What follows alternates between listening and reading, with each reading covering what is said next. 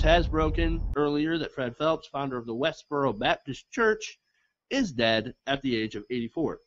Now, this is days after learning that he had been on the edge of death and in hospice care. He was on the edge. Now he's fallen over the edge. Now he's dead. Now, we learned that from his son, Nathan, who has been estranged from his father for over 30 years. Can you imagine? 30 years. Now, Nate he's now an LGBT activist and an advocate against child abuse, which is kind of ironic. And he was, of course, barred from seeing his father by the hateful part of his family. So there's a non-hateful part of the Phelps family, and then there's an incredibly hateful part of the Phelps family, and the two are kind of going at it over visiting Fred and whatever, right? Now, that part of the family, ironically, also excommunicated Fred Phelps back in August, which is sort of amazing. Now, this is a bizarre story of a family pretty much centered in hate, who's, of course, famous for picketing funerals of military members and people like Matthew Shepard, who was an unfortunate victim of violence against the LGBT community. And the irony I have to point out is that according to Margie Phelps, his daughter, there will be no funeral for Fred Phelps. So I want to get your guys' thoughts on this. Well, like, for me, kind of, you're saying kind of he was a friend of bigots everywhere. I kind of take the stance that, I mean, he's a diabolical guy, he's evil, it's a shame there's no hell for him to go to. But the problem is now he was so extreme, and a lot of just, normal, sensible bigots, if you will. Like, they say, oh no, we're not like him, he's really the bigot sort of thing. We're not bigots, we're just espousing our normal religious beliefs. And so they could use him as kind of an extreme distraction from their own bigotry. And because Fred Phelps was so extreme, it really allowed other religious people kind of to divert attention away from their slightly more modest kind of hatred of, gay marriage and things like that. So, I mean, yeah, it's great that he's dead. I mean, there's still going to be, his daughter or whatever is going to place sort of thing at the head of the church. But it's not necessarily the best news. There is kind of a silver lining out there for bigots. Well, my take on it is I get no joy in this guy dying. Like, he's an old guy. He founded a horrible church. Like, they are one of the worst things that you can do is protest at somebody's funeral, and they would protest at gay soldier. Not my mistake. They would protest at soldiers' funerals who may or may not have been gay, just because they thought that the army was too permissive of gays in the military and that this country was too permissive of gays in society. As far as, like, Fred Phelps being excommunicated at the last, second, I guess, from his church, well, not the last second, since August, that's just weird, hateful people becoming more and more hateful. It is funny that they're not going to have a funeral. This church is literally famous for protesting at funerals, and that's kind of ridiculous. But I do want to bring up one interesting fact about Fred Phelps. He actually sued Ronald Reagan for appointing an ambassador to Vatican City because he said it violated the church and state clause of the Constitution. So this guy who wanted to create a theocracy used the church and state separation when it was convenient for him. Well, not only that, but he's got a history of using the law to his advantage. Now, remember, Fred Phelps was originally a lawyer, and he was disbarred eventually, but he knew the law.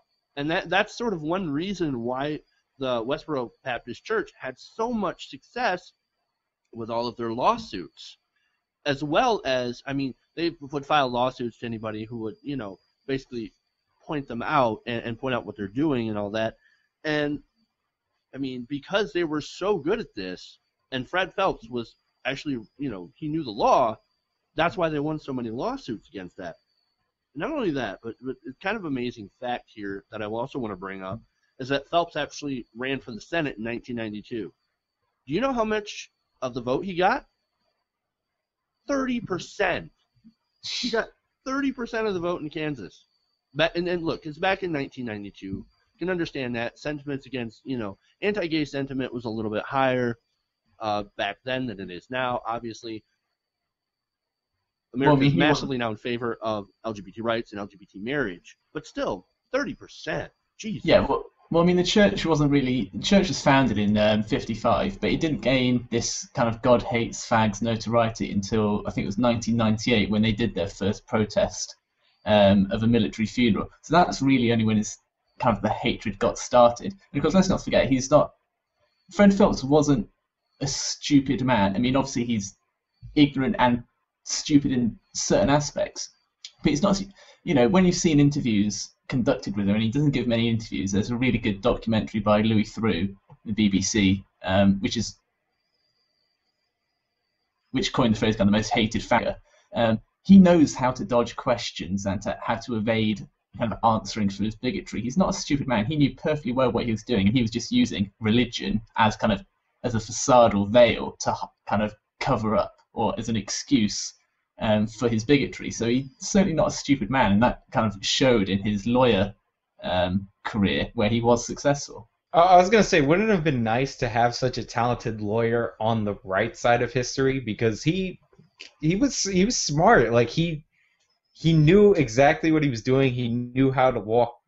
He walked that line of legal, illegal, to get himself fame and money, or get his church fame and money, perfectly. It would have been nice to have that guy on, the right side of history, but it's just I'm glad. One of the things about this story that gives me a little bit of hope for the human race is that they're so hateful and they try and be so closed off from normal society, but some of his kids are still activists on the other side.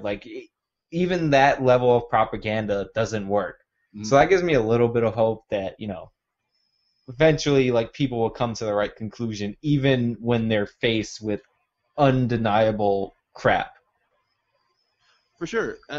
Something I wanted to address that Stephen had said about the dodging questions, and I think this is sort of the question that I always think of when you consider how anti-gay Fred Phelps really is, or was, I should say. And I kind of have this theory, well, me and probably a few million other people have this theory that the more anti-gay you are, the more you have a tendency to be gay and closeted, right?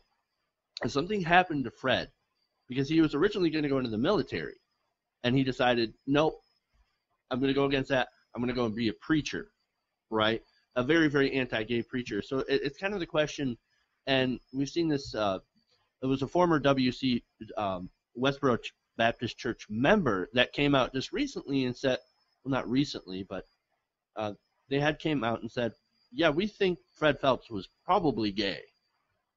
I can't prove it, but probably gay. So, that's just one of the things that I wanted to sort of point out and ask you guys a little bit of speculation. Do you think he was gay?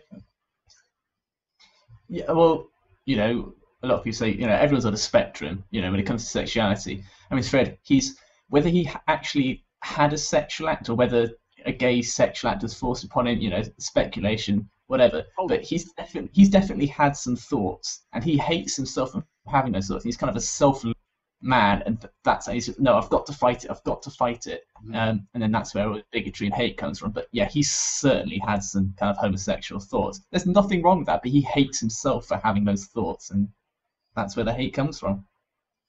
Yeah, that's definitely what I think. But like I said, pure speculation on our part. Yeah, it's definitely speculation, and I tend to lean away from that because, look, there's a lot of anti-gay people out there. I think the majority of them are ignorant, but time after time, the most anti-gay people or the most anti-anything people, like we see this in the church with the most holy people, are the ones doing something wrong, or not something wrong, but they're doing something that's making them project that much hate onto other people. So I'd say there's a pretty good chance. Either that or he was doing something he wasn't supposed to. I'm not saying that you're not supposed to be gay, but you get what I'm saying. He was doing something he was actively preaching against. He had a lot of inner demons in him. He was dealing with some problems internally. All right. That's what it seems like. And I just want to be fair to him, even though I really shouldn't because it's Fred Phelps. Yeah. But it was a put out member of the church, somebody who was separated from the church who said these things about him. So it could have been a little personal backlash, but I kind of believe it because I want to believe it, and I don't like Fred Phelps. All right, fair enough.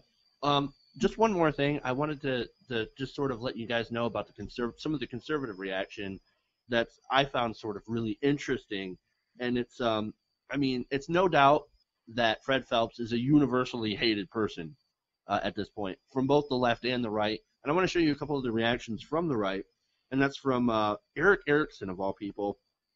He said, "Looks like right about now, Fred Phelps is learning what it is that God really hates." Fascinating. And Brian Fisher